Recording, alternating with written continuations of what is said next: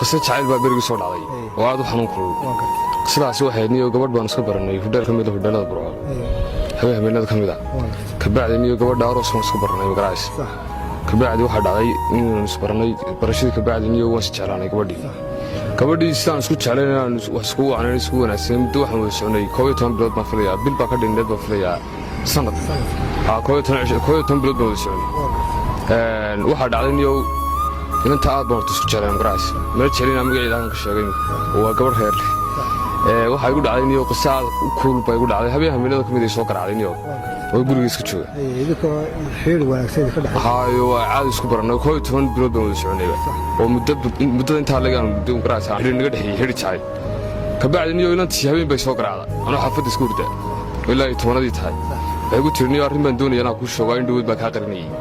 waxaan jeclaaniyo inaan left isku hor nimaadno kulanno inaan arrintu si ugu sheego magaraas muddo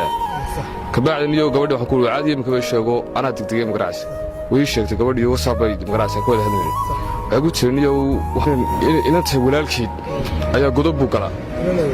inay walaalihiin inanta ayaa nibbu dilay magaraas inantii niyo waxay tiri waxa la raacinayaa mag baa la raacinayaa reerkii waa ka soo doontay magta magaraas marka sida loo raacinayaa magta waxa loo raacinayaa iyo ninka waxa lagu dilay wuxuu ku dilay birbu ku dilay sababta qani soor iyo xaas toori baa lagu dilay waayo soorkii iyo xabadana waa kala nooc way kala duwan yihiin waana kala sharci waxa jirtan iyo birta waxa la yiraahdo qofku waa lagu silciyaa magaraas oo sidaas ay magaraas mag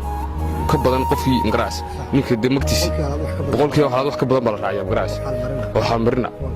iyo inantii waxay tiri waxa la raacinayaa magti baa la raacinayaa ninkana walaalkii wuxuu dilay way tiri soor marka waliga heshiisana odayaashu baa ka heshiiyo jeelku ka soo baxay ninkuu soo dhameystay xarigiisi masaasayo haayo walaahi qisadaasi waxaan ku leeyahay anadii magaraas mar haday saa tahay dambeel maslaxa madaxa ugu sareeyo magaraas mar hadii waalidka ku amray markii hore amar baad ku soo magaraas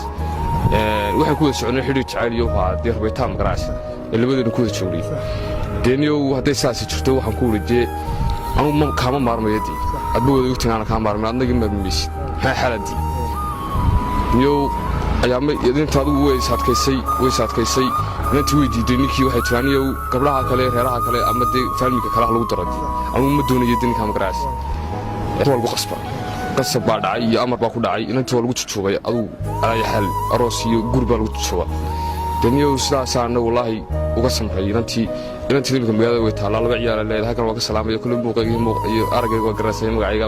aad baan kaaga salaamay